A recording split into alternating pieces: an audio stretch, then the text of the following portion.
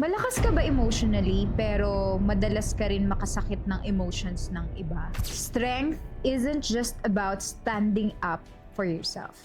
It's about standing up without tearing other people down.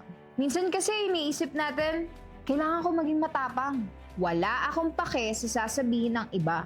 Pero teka lang, saan ba nanggagaling ang strength mo? Sa pagiging matapang lang ba o sa pagmamataas na yan? Ang totoo, hindi sukatan ng strength ang pagsigaw mo o pagiging palaban mo sa lahat ng bagay. Kasi minsan, mas powerful pa yung tahimik na tao pero marunong rumispeto. Hindi mo kailangan manakit para mapatunayang malakas ka. Totoo, kaya mong bumaon kahit may humihila sa'yo pababa. Pero hindi mo kailangang hilahin din sila pababa. Ang tunay na malakas ay yung kayang magpatawad kahit nasasaktan pa sila. Yung pipiliin maging kalmado kahit mas madaling magalit.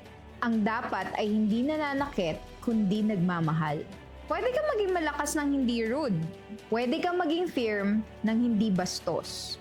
Tandaan mo, mas powerful ang taong marunong magpakumbaba dahil sila ang kayang magpigil ng sarili kapag magbibigay lamang ng gulo sa sitwasyon. Kaya mo yan.